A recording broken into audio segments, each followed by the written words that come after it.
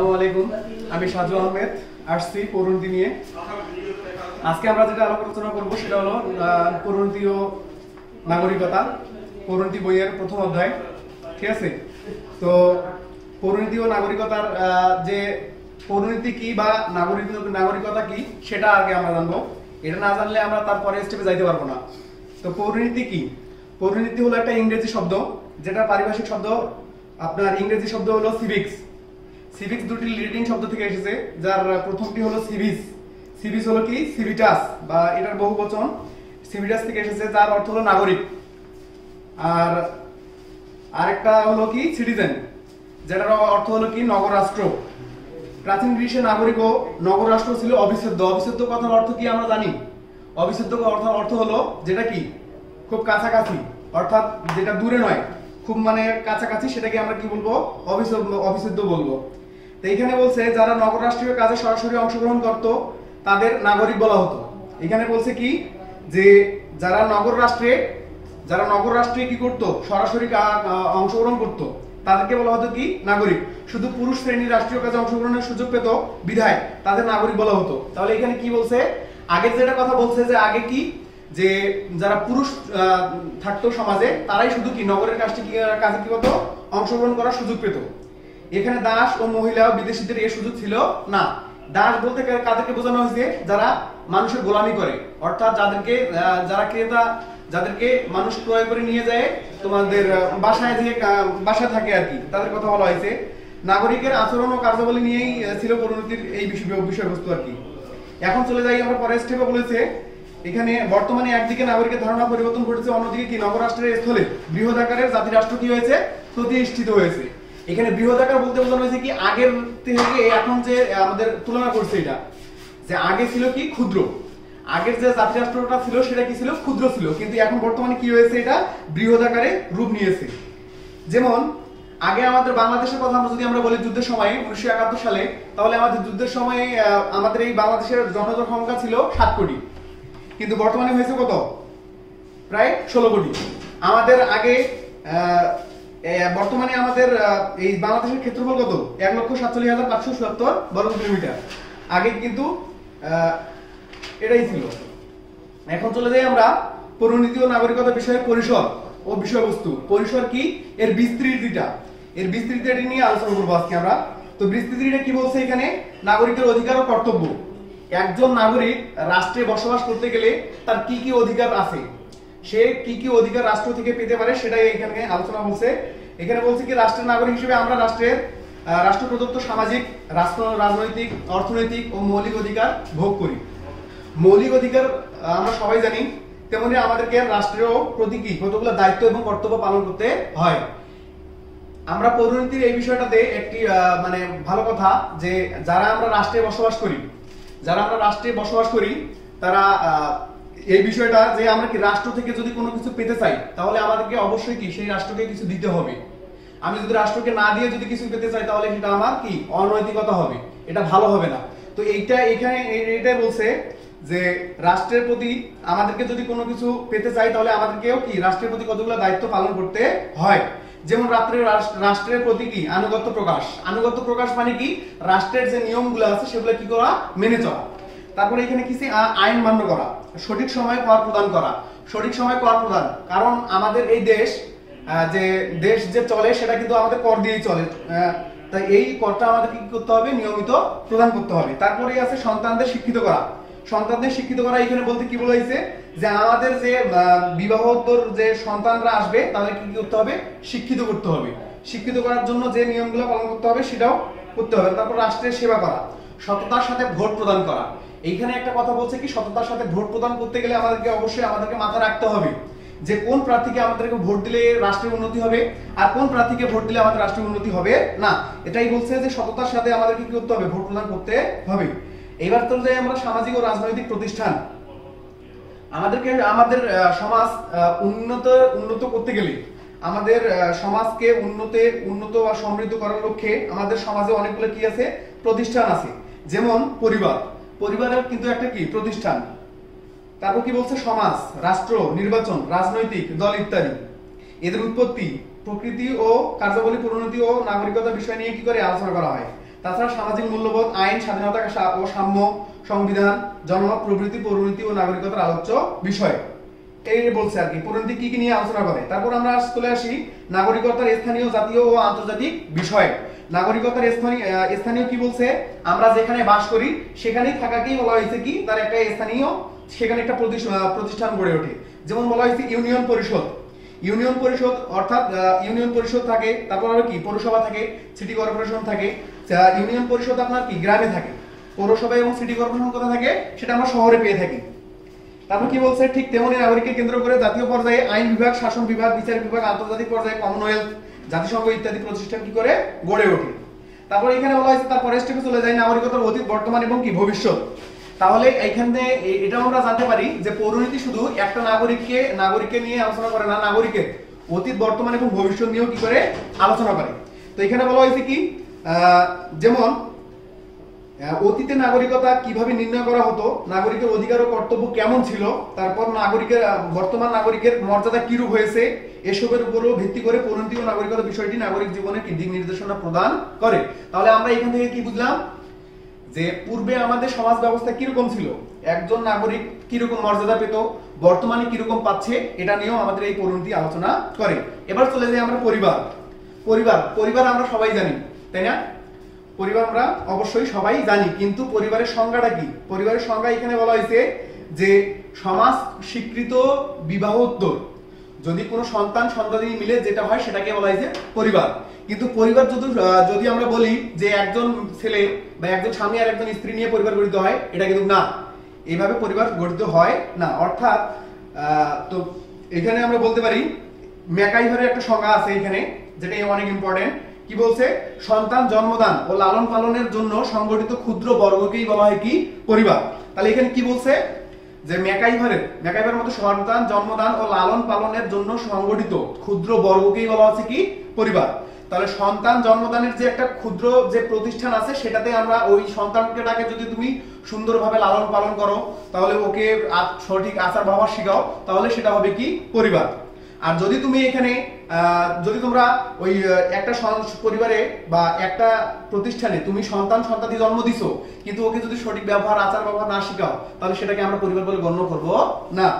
কারণ এখানে বলে দিছি যে তাদেরকে স্নেহ, মায়া, মমতা দিয়ে কি এবং ভালো করে তাদেরকে আদর যত্ন করে বড় করতে হবে, তাহলে শুধু সেটাকে কি বলা হবে পরিবার। তো পরিবারের শ্রেণী বিভাগে চলে আসি আমরা। পরিবারের শ্রেণী বিভাগে এখানে বলছে কতগুলো পরিবার নীতির উপর ভিত্তি করে শ্রেণীবিভাগ করা হয়েছে, যেমন বংশ গণনা ও নেতৃত্বের ভিত্তিতে, তারপর পারিবারিক কাঠামো ও বৈবাহিক সূত্রে। তো বংশ গণনা ও নেতৃত্বের ভিত্তিতে এখানে আমরা বলছে এই নীতির ভিত্তিতে পরিবারকে দুই ভাগে ভাগ করা যায়। কয় ভাগে ভাগ করা যায়? দুই ভাগে, একটা পিতৃতান্ত্রিক আর একটা মাতৃতান্ত্রিক। মাতৃতান্ত্রিক এবং পিতৃতান্ত্রিক পরিবার এটা সহজ, একদম সহজ, যেটা আমরা এখনকার বাংলাদেশে আমাদের পিতৃতান্ত্রিক পরিবার অনেক। কারণ আমরা এখানে বলি যে পরিবারের সমস্ত কর্মকাণ্ড পিতার উপর নির্ভর করে বা পিতা পরিচালনা করে, সেটাকে আমরা কি বলবো পিতৃতান্ত্রিক পরিবার। যেমন আমাদের বাংলাদেশের পরিবার অনেক বেশিরভাগই আমাদের কি পিতৃতান্ত্রিক পরিবার। আবার যদি আমরা চলে যাই এবার মাতৃতান্ত্রিক পরিবার, তার অপোজিট সাইড হবে কি ঠিক বিপরীতটা। যেমন এই পরিবারে শুধু সমস্ত কাজ এবং নির্ভর করবে কার উপর? মাতার উপর বা মায়ের উপর, ঠিক আছে? যেমন আমাদের বাংলাদেশের গারো সমাজের পরিবারে এরকম দেখা যায় যে মাতৃতান্ত্রিক পরিবার, এদের সমস্ত কর্মকাণ্ড কারা নির্ভর করে? ওই মায়েরা নির্ভর করে, মায়েদের উপর। তারপর একটা আছে পারিবারিক কাঠামো। পারিবারিক কাঠামোর এখানে কি বলছে, পারিবারিক কাঠামোর উপর ভিত্তি করে পরিবারকে আবার দুই ভাগে ভাগ করা হয়েছে, একটা কি একক পরিবার আর একটা কি যৌথ পরিবার। একক পরিবার কাকে বলে? যে পরিবারে মা বাবা ভাই বোন নিয়ে গঠিত হয়, ঠিক আছে ভিউয়ার্স? যে পরিবারে মা বাবা ভাই বোন থাকে সেটাকে আমরা কি বলবো? একক পরিবার বলবো। আর যৌথ পরিবার কি? যৌথ পরিবার আর অপোজিটটা হবে, অর্থাৎ মা বাবা ভাই বোন চাচা চাচি দাদা দাদি ইত্যাদি একক ভাবে বা সবাই মিলে যখন থাকবে সেটাকে আমরা কি বলবো? যৌথ পরিবার। তবে বাংলাদেশে বর্তমানে যৌথ পরিবারের পরিমাণ দিন দিন হ্রাস পাচ্ছে। যৌথ পরিবারগুলো ভেঙে কি হচ্ছে? একক পরিবারে গঠিত হচ্ছে। তারপর চলে যাই আমরা বৈবাহিক সূত্র। বৈবাহিক সূত্রের উপর ভিত্তি করে পরিবারকে ভাগ করা হয়েছে তিন ভাগে। কি কি? এক পত্নিক পরিবার, এক পত্নিক, তারপর 2 নম্বর 2 পত্নিক বা বহুপত্নিক, আর একটা আছে কি বহুপতি পরিবার। তাহলে কয় প্রকার পাইলাম? 3 প্রকার। এক একপত্নিক, দুই বহুপত্নিক, আর একটা আছে কি বহুপতি পরিবার। একপত্নিক পরিবার কাকে বলে? পত্নী বা পত্নী জিনিসটা জানলে আমরা একপত্নিক কাকে বলে সেটা বলতে পারবো। পত্নী মানে কি? যে বিবি বা বউ বা স্ত্রী, তাকে বলা হয় কি? পত্নী। তো এখানে এক পত্নী মানে কি? একটা স্ত্রী বা একটা বউ বা একটা বিবি যদি থাকে তাহলে আমরা এটাকে কি বলবো? একপত্নিক পরিবার। আর যদি একজন স্বামীর একাধিক পত্নী থাকে বা বিবি থাকে বা স্ত্রী থাকে তাহলে তাকে আমরা কি বলবো? বহুপত্নিক পরিবার। তারপর নেক্সট চলে যাই আমরা বহুপতি পরিবার। পতি বলতে এখানে বলছে স্বামীকে বোঝানো হয়েছে। পতি বলতে কাকে বোঝানো হয়েছে? স্বামীকে। তো বহুপতি পরিবার বলতে কি? একজন স্ত্রী যখন একাধিক স্বামী থাকে তখন আর এটাকে কি বলছে? বহুপতি পরিবার। বাংলাদেশে এই ধরনের পরিবার সাধারণত দেখা যায় না, এটাই হলো কথা। এখন বলা হয়েছে পরিবারের কাজ। পরিবারের এখানে কাজগুলো কি বলছে? যে জৈবিক কাজ। জৈবিক কাজে কি আছে? আমাদের মা বাবা বিবাহ বন্ধনে আবদ্ধ হওয়ার ফলেই আমরা কি করেছি? জন্মগ্রহণ করেছি, তাই না? তো এখন বলছে এবং তাদের দ্বারা লালিত এবং পালিত হচ্ছি। অতএব সন্তান জন্মদান ও লালন পালন করা পরিবারের অন্যতম কাজ। এই ধরনের কাজকেই বলা হয়েছে কি? জৈবিক কাজ। তাহলে জৈবিক কাজ আমরা কি শিখলাম? যে একটা পরিবারে যখন শিশুরা কি হয়? জন্মগ্রহণ করে এবং ওই জন্মগ্রহণ শিশুদেরকে যখন মা বাবারা কি করে? তাদেরকে লালন পালন করে বড় করে। এই লালন পালন করার যে কাজটা সেটাকে বলা হয়েছে কি? জৈবিক কাজ। এবার চলে যাই আমরা শিক্ষামূলক কাজ। শিক্ষামূলক কাজ কি? যখন একটা পরিবারে একটা শিশু জন্মগ্রহণ করে তখন সে কিন্তু কি কোনো কিছুই জানে না বা সম্পূর্ণ কি থাকে? অজ্ঞ থাকে। সে কিচ্ছু জানে না, সম্পূর্ণ সে কি পরিবারে এসেই কি জানতে পারে। তো এখানে বলছে আমাদের মধ্যে অনেকে বিদ্যালয়ে যাওয়ার পূর্বেই পরিবারের বর্ণমালা তারপর পরিচিত হই। তাছাড়া মা বাবা ভাই বোন পরিবারের অন্য সদস্যদের পারস্পরিক সম্পর্ক সহায়তায় সততা, শিষ্টাচার, উদারতা, নিয়মবর্তিতা ইত্যাদি মানবিক গুণাবলী শিক্ষা লাভের মানে পরিবার থেকেই শুরু হয় একটি। তারপর কি বলছে? এগুলো পরিবারের শিক্ষামূলক কাজ। তাহলে এখানে আমরা বলতে পারি এইখানে আরেকটা কথা, ইম্পর্টেন্ট কথা আছে, সেটা কি? আর পরিবারের শিশুদের প্রাথমিক শিক্ষা শুরু হয় বলে পরিবারকে শাশ্বত বিদ্যালয় বা জীবনের প্রথম পাঠশালা বলা হয়। এটা কিন্তু মহা মূল্যবান একটা ইম্পর্টেন্ট নৈবেদিক বলা হয়েছে এখানে, যে আমাদের এই পরিবারকেই শাশ্বত বিদ্যালয় বা জীবনের প্রথম পাঠশালা এই পরিবারকেই বলা হয়। যদি আর প্রশ্ন আসে যে আমাদের জীবনের প্রথম পাঠশালা কাকে বলা হয়? আমাদের পরিবারই। তারপর বলছে অর্থনৈতিক কাজ। অর্থনৈতিক কাজ মানে কি? অর্থ মানে কি? টাকা। তো টাকা বা অর্থ উপার্জন করার জন্য যে কাজগুলো সম্বলিত থাকে সেটাকে বলা হয় কি? অর্থনৈতিক কাজ। ভিউয়ার্স, তো এখানে বলছে কি? যে পরিবারের সদস্যদের জন্য খাদ্য, বস্ত্র, বাসস্থান, শিক্ষা, চিকিৎসা প্রভৃতি চাহিদা পূরণের জন্য দায়িত্ব এটা কার? পরিবারের। তো এখন বলছে পরিবারের সদস্যরা বিভিন্ন অর্থ উপার্জনের মাধ্যমে এসব চাহিদা মিটিয়ে থাকে।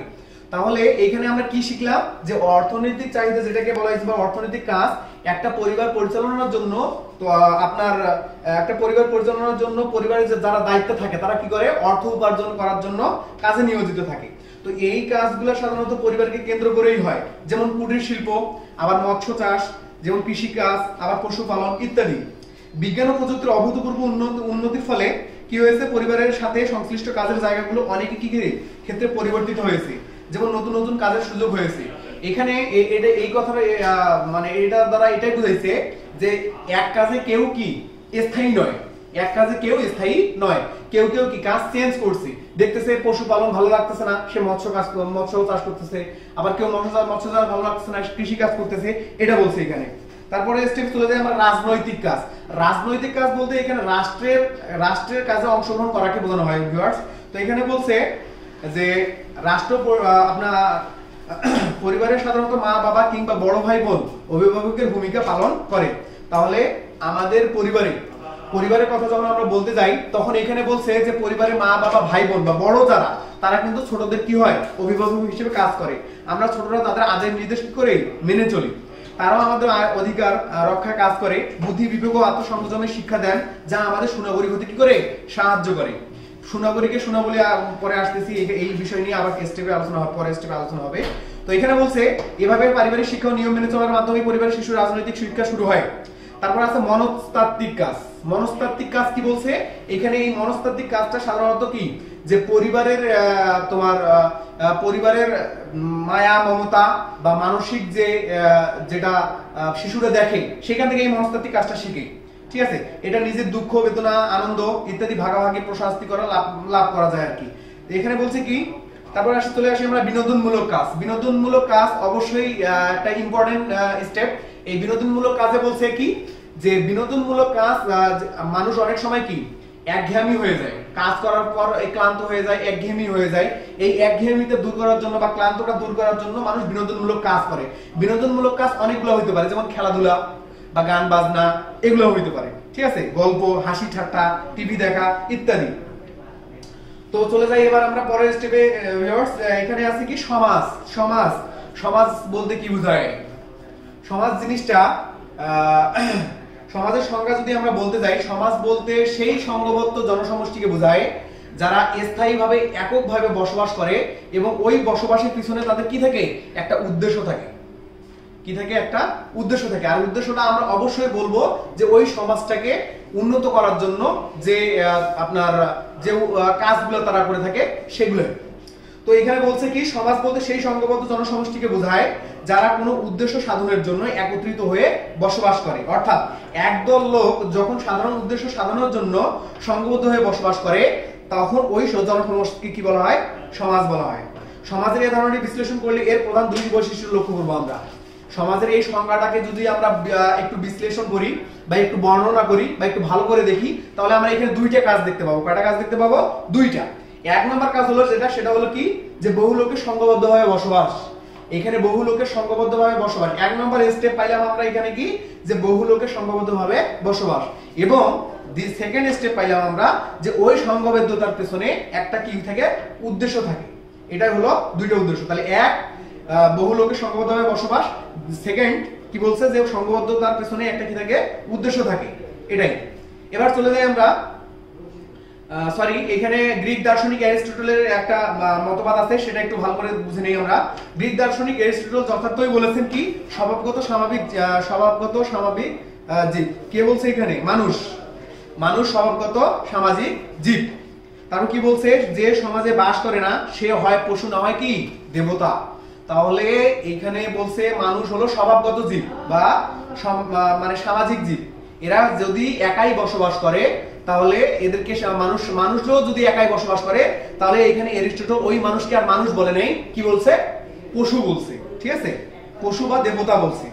কারণ বস্তুত মানুষ জন্ম থেকে মৃত্যু পর্যন্ত সমাজে বসবাস করে এবং সামাজিক পরিবেশে সে তার নিজেকে কি করে?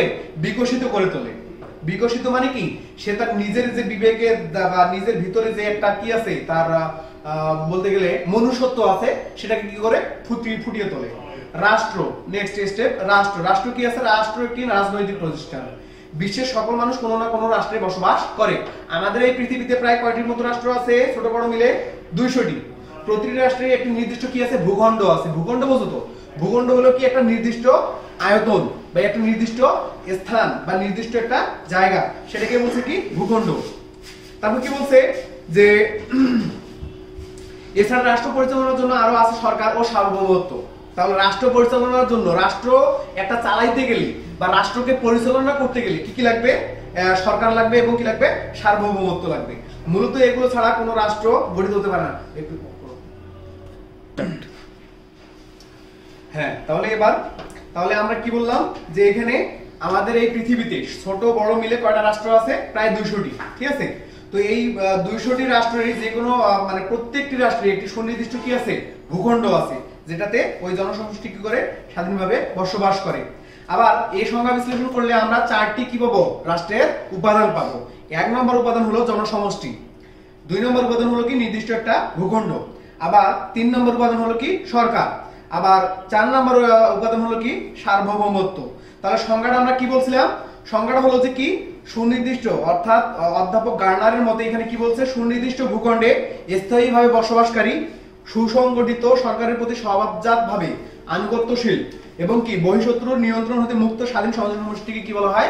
রাষ্ট্র বলা হয়। তাহলে রাষ্ট্রের উপাদান পাইলাম আমরা কয়টা ভিউয়ার্স? 4টা। 1 নম্বর কি? জনসমষ্টি, 2 নম্বর কি? নির্দিষ্ট ভূখণ্ড, 3 নম্বর কি? সরকার এবং 4 নম্বরে আছে কি? সার্বভৌমত্ব। তাহলে জনসমষ্টিতে আমরা চলে যাই। 1 নম্বর স্টেপ। তো জনসমষ্টিতে বলছে রাষ্ট্র গঠনের অপরিহার্য উপাদান হলো জনসমষ্টি। তো এই জনসমষ্টি কি বলছে? জনসমষ্টি ছাড়া রাষ্ট্র গঠিত হতে পারে না। যে কোনো রাষ্ট্র গঠনের পূর্ব শর্ত হলো জনসমষ্টি থাকতে হবে। কোন ভূখণ্ডে একটি জনসমষ্টি স্থায়ীভাবে বসবাস করলেই রাষ্ট্র গঠিত হতে পারে। তবে একটি রাষ্ট্র গঠনের জন্য কি পরিমাণ জনসমষ্টি প্রয়োজন এটা কিন্তু কোনো পরিমাণ দেওয়া নাই। জনসমষ্টি বেশিও হতে পারে আবার কি কমও হতে পারে। যেমন বাংলাদেশের জনসংখ্যা প্রায় কি কত কোটি? 16 কোটি। কিন্তু আমরা যদি ভারতের দিকে চলে যাই তাহলে ভারতের জনসংখ্যা প্রায় কত কোটি? 121 কোটি। এই জন্য এই জনসংখ্যার তারতম্যটা থেকেই যায়, এটা থাকলেও কোনো সমস্যা নাই। এবার চলে যাই আমরা নির্দিষ্ট ভূখণ্ড। নির্দিষ্ট ভূখণ্ডে কি বলছে? রাষ্ট্র গঠনের জন্য নির্দিষ্ট ভূখণ্ড আবশ্যক। ভূখণ্ড বলতে একটি রাষ্ট্রের স্থলভাগ ও জলভাগ আকাশ সীমাকে বোঝানো হয়েছে।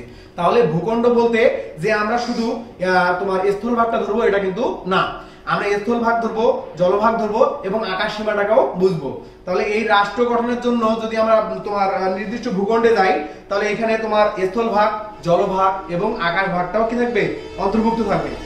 তো এটাও এখানে বলছে যে এই নির্দিষ্ট ভূখণ্ডের এটাও কিন্তু কোনো কি নির্দিষ্ট এর পরিমাণ নাই, এটা রাষ্ট্র হিসেবে কি ছোট বড় হতে পারে বা কম বেশি পরিমাণটা হতে পারে। যেমন আমাদের বাংলাদেশের আয়তন খুব একটু ছোট, যেমন কি এর আয়তন কত? 1,47,577 বর্গ কিলোমিটার। কিন্তু আমরা যদি অপর পার্শ্ববর্তী দেশ ভারতে চলে যাই তাহলে এর কত পড়বে? প্রায় ভারতের রাষ্ট্র কি অনেক বড়, ঠিক আছে। আবার বাংলাদেশের ছিটমহলের সাথে কতগুলো যুক্ত হয়েছে বা যোগ হয়েছে, এটা কি কত দেওয়া আছে এখানে? 10,041 একর জমি। তারপর দেওয়া আছে আপনার সরকার কি বলছে? রাষ্ট্রের একটি গুরুত্বপূর্ণ উপাদান হলো সরকার। রাষ্ট্রের একটি গুরুত্বপূর্ণ উপাদান কি? সরকার।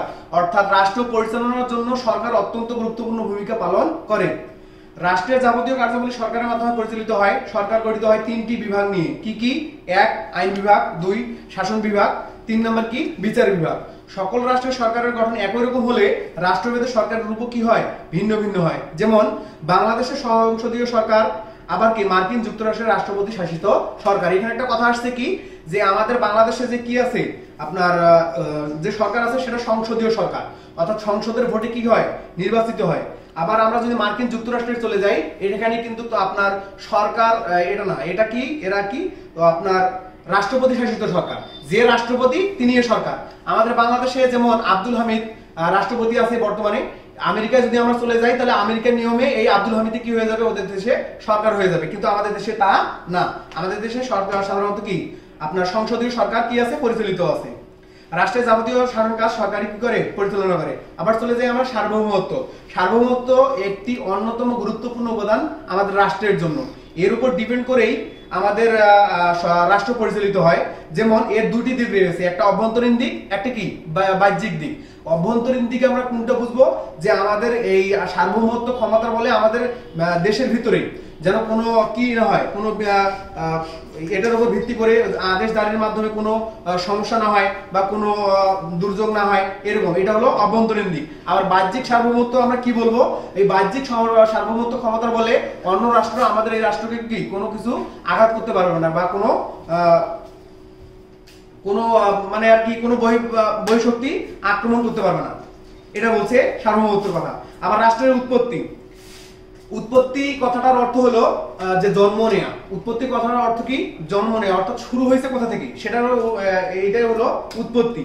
তা রাষ্ট্র কখনো কিভাবে উৎপত্তি লাভ করেছে তার নিশ্চিত বলা কঠিন। তবে রাষ্ট্রবিজ্ঞানীর অতীত ইতিহাস, রাজনৈতিক ঘটনা প্রবাহ পরীক্ষা নিরীক্ষা করে রাষ্ট্রের উৎপত্তি সম্পর্কে কতগুলো মতবাদ প্রদান করেছে। সেগুলো 1 নম্বরে আছে কি? ঐশী মতবাদ।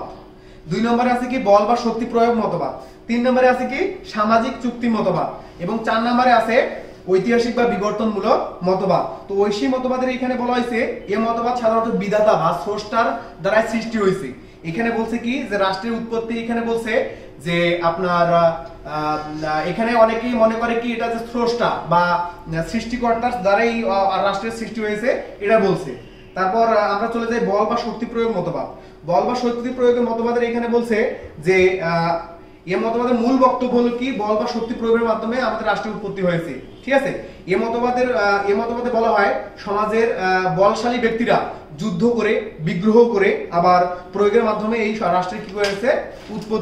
উৎপত্তি হয়েছে, এটা বলছে আর কি। মানে যারা আমাদের সমাজে যারা বলপূর্বক ব্যক্তি, যারা আপনার শক্তিশালী, তাদের বলে এটা আসছে, এটা মনে করে, ঠিক আছে। এবার চলে যাবো আমরা সামাজিক চুক্তি মতবাদ। সামাজিক চুক্তি মতবাদের এখানে বলছে যে এই মতবাদের মূল কথা হলো সমাজে বসবাসকারী জনগণের পারস্পরিক চুক্তির ফলে রাষ্ট্রের জন্ম হয়েছে। এখানে কি বলছে, মূল কথা হলো এটাই যে সমাজে বসবাসকারী যে জনগণেরা আছে এদের চুক্তির ফলেই বা এদের যে একটা ব্যবহারের দিক থেকে বা বসবাস করার সময় যে পারস্পরিক একটা চুক্তি থাকে, ঠিক আছে, যে এ এরকম করবে, ও এরকম করবে, এ এই নিয়মে চলবে, ও ওই নিয়মে চলবে, এইভাবে রাষ্ট্রের উৎপত্তি হয়েছে। তাছাড়াও এখানে বিভিন্ন বিজ্ঞানীগণ বিভিন্ন রকম মতবাদ দিয়েছে, এগুলো ভালো করে দেখে নিবা। এবার চলে যাই আমরা ঐতিহাসিক বা বিবর্তনমূলক মতবাদ। ঐতিহাসিক বা বিবর্তনমূলক মতবাদ, ঐতিহাসিক কথাটার অর্থই হলো যে আগে যে মতবাদগুলো হয়েছে সেটার কথা এখানে বলা হয়েছে। তো এই মতবাদের মূল বক্তব্য হলো রাষ্ট্র কোনো একটি বিশেষ কারণে হঠাৎ করে সৃষ্টি হয়নি। তাহলে এখানে কি বলা হয়েছে, রাষ্ট্র কোনো একটি বিশেষ কারণে হঠাৎ করে সৃষ্টি হয়নি। এটা কি হঠাৎ করে সৃষ্টি হয়েছে? এত বড় একটা রাষ্ট্র হঠাৎ করে সৃষ্টি হয়েছে? অবশ্যই না। এটা কি অনেক দিন, অনেক সময়ের ব্যবধানে আস্তে আস্তে এটা তার এই রূপে চলে আসছে। তো এখানে আমরা বলতে পারি যে দীর্ঘদিনের বিবর্তনের মাধ্যমে সমাজের বিভিন্ন স্তরে বিভিন্ন শক্তি ও উপাদান ধীরে ধীরে পরিবর্তিত হতে হতে কি হয়েছে, রাষ্ট্রের উৎপত্তি হয়েছে। যেসব উপাদানের কার্যকারিতার ফলে রাষ্ট্রের উৎপত্তি হয়েছে সেগুলো হলো কি কি? সংস্কৃতি বন্ধন, রক্তের বন্ধন, ধর্মের বন্ধন, যুদ্ধ বিগ্রহ ইত্যাদি। তো এই বিষয়ে ঐতিহাসিক বিবর্তনমূলক মতবাদ সম্পর্কে ডক্টর গার্নার বলেছে কি, যে রাষ্ট্র বিধাতার সৃষ্টি নয়। রাষ্ট্র কি বিধাতার সৃষ্টি নয়, বল প্রয়োগের মাধ্যমে সৃষ্টি হয়নি, এবং বরং কি এটা হয়েছে কি ঐতিহাসিক ক্রমবিবর্তনের ফলে রাষ্ট্রের উৎপত্তি হয়েছে। তাহলে কি হয়েছে? ঐতিহাসিক ক্রমবিবর্তনের ফলে। আগে কি ছিল, আর আস্তে আস্তে আস্তে আস্তে আস্তে মানুষ কি যে তাদের বিবর্তনমূলক আচরণ শিখেছে বা তাদের আচরণে আস্তে আস্তে কি হয়েছে, উন্নতি হয়েছে। এই আচরণের উন্নতি থেকেই কি এই রাষ্ট্রের সৃষ্টি হয়েছে। এবার চলে যাই আমরা সরকারের ধারণা। রাষ্ট্র পরিচালনার ক্ষেত্রে সরকার একটি গুরুত্বপূর্ণ উপাদান। সরকার ছাড়া রাষ্ট্র পরিচালিত হয় না। অর্থাৎ রাষ্ট্র পরিচালনার মূল ক্ষেত্র হলো কি বা মূল চাবিকাঠি হলো সরকার। সরকার ছাড়া কোনোদিন একটি রাষ্ট্র পরিকল্পনা করা যায় না বা চিন্তাই করা যায় না। তো এখানে আমাদের একটা মহামূল্যবান প্রশ্ন আছে, সেটা হলো কি যে রাষ্ট্র ও সরকারের সম্পর্ক। রাষ্ট্র এবং একটা সরকারের কি সম্পর্ক থাকে সেটা নিয়ে এখন আলোচনা করব। সেটা হলো কি, প্রাচীনকালে রাষ্ট্র সরকারের মধ্যে কোনো পার্থক্য হতো না। ফ্রান্সের চতুর্দশ লুই বলতেন আমি রাষ্ট্র, ঠিক আছে। তবে আধুনিক কালের রাষ্ট্র সরকারের মধ্যে যথেষ্ট পার্থক্য রয়েছে। সেগুলো কি কি? গঠনগত পার্থক্যে আমরা চলে যাই। গঠনগত পার্থক্য এখানে কি বলছে, জনসমষ্টি, ভূখণ্ড, সরকার ও সার্বভৌমত্ব, এই চারটি উপাদান নিয়ে রাষ্ট্র গঠিত হয়। সরকার উক্ত চারটি উপাদানের মধ্যে একটি অন্যতম উপাদান, তার এটা দ্বারা পরিচালিত হয়। আবার বলছে জনসমষ্টি, রাষ্ট্র গঠিত হয় দেশের সব জনগণ নিয়ে। রাষ্ট্র গঠিত হয় সাধারণত কি দেশের সব জনগণ নিয়ে। আমি যদি কোনো জনগণকে বাদ দিয়ে আমার রাষ্ট্র গঠিত করতে চাই তাহলে সেটা কিন্তু হবে না। তারপর কি বলছে, স্থায়িত্ব। স্থায়িত্ব মানে কি, যে এখানে বলছে কি রাষ্ট্র স্থায়ী প্রতিষ্ঠান, কিন্তু সরকার অস্থায়ী এবং কি পরিবর্তনশীল, তাই না? একটা সরকার তো সারা জীবন থাকে না। তো এরা কি বলছে, যে এরা কি হয়, পরিবর্তিত হয়, অর্থাৎ এরা কি অস্থায়ী। জনগণের চাহিদা পরিপ্রেক্ষিতে এবং রাষ্ট্রের শাসন কার্য পরিচালনার সুবিধার্থে সরকার কি হয়, পরিবর্তিত হয়, কিন্তু রাষ্ট্রের পরিবর্তন হয় না। রাষ্ট্র যেটা আছে সেটাই থাকবে, কিন্তু সরকার আজকে যেটা আছে এটা কি পরিবর্তন হতে পারে। তারপর কি বলছে, উদাহরণস্বরূপ বাংলাদেশের সরকারের পরিবর্তন হয়েছে বহুবার, কিন্তু রাষ্ট্রের স্থায়িত্বের পরিবর্তন হয়নি। প্রকৃতি ও বৈশিষ্ট্য কি বলছে, বিশ্বের সকল রাষ্ট্রের প্রকৃতি ও বৈশিষ্ট্য অভিন্ন। বিশ্বের সকল রাষ্ট্রের প্রকৃতি ও বৈশিষ্ট্য কি অভিন্ন। অর্থাৎ আমাদের বাংলাদেশের যে রাষ্ট্র আছে, পার্শ্ববর্তী দেশ ভারতেও আছে, আমেরিকা, জাপান, কানাডা, যে দেশে যাও তুমি, প্রত্যেক দেশের যে রাষ্ট্রগুলো আছে, রাষ্ট্রের বৈশিষ্ট্যগুলো কি সবগুলোরই একই রকম। তারপর কি বলছে, কিন্তু সরকার প্রকৃতি ও বৈশিষ্ট্য রাষ্ট্রভেদে ভিন্ন ভিন্ন হয়।